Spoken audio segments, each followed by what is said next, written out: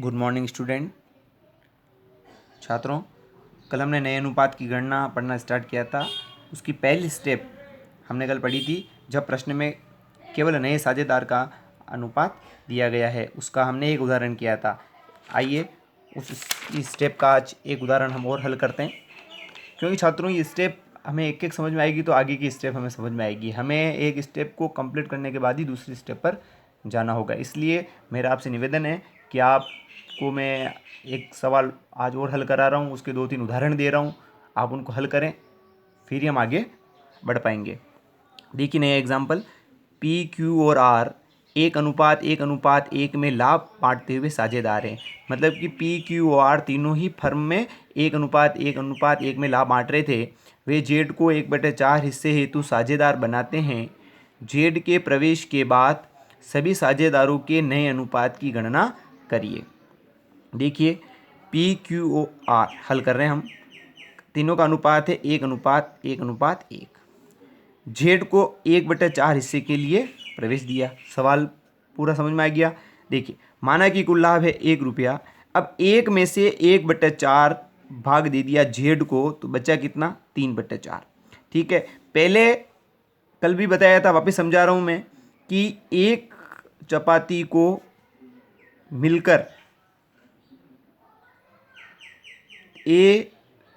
P Q और are तीनों मिलकर इस चपाती को खा रहे थे। अब क्या हो रहा है, 1/4 हिस्सा कौन ले रहा है? जेड ले रहा है। तो बची हुई चपाती को ही तीनों खाएंगे। तो वही हमें ध्यान में रखना है। कुल लाभ 1 रुपया, 1 में से 1/4 हिस्सा जेड को दे दिया है, तो पी क्यू आर के पास प्राप्त करने के लिए हिस्सा कितना बचा? 3/4 बचा।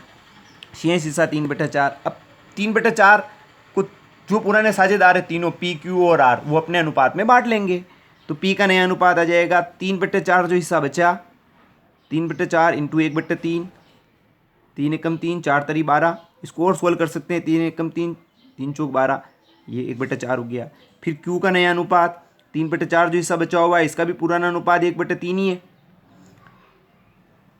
3 एकम 3 और 4 तरी 12, 3/12। इसको और सोल्व कर सकते हैं अपन, 1/4।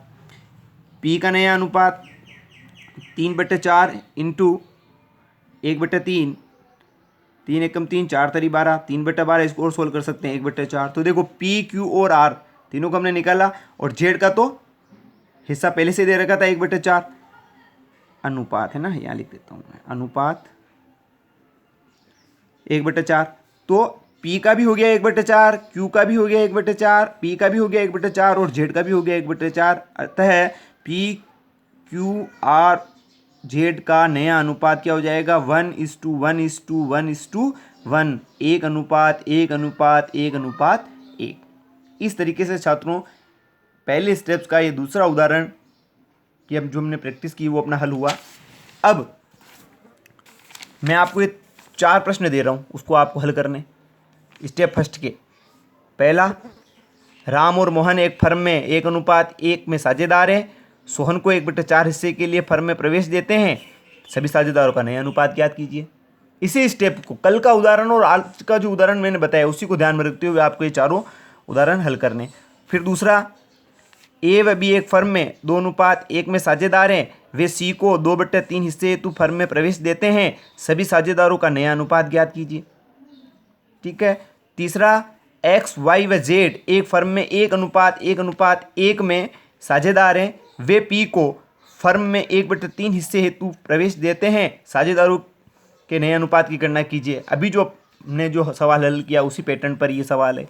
चौथा, रानी व राजा 3:1 में लाभ विभाजन करते हुए साझेदार हैं। वे परी को 1/2 हिस्से हेतु साझेदार बनाते हैं। आप नया अनुपात की गणना कीजिए। इस प्रकार से आपको ये चारों उदाहरण, आज जो मैंने सवाल आपको हल कराया, कल जो हल कराया, उसके आधार पर इन चारों उदाहरणों को करना है। छात्रों इनका आप अभ्यास करोगे, जिस प्रकार से आप जितना अभ्यास इन सवालों का करोगे उतना ही हमें आगे के स्टेप्स पढ़ने में आसानी रहेगी। धन्यवाद छात्रों।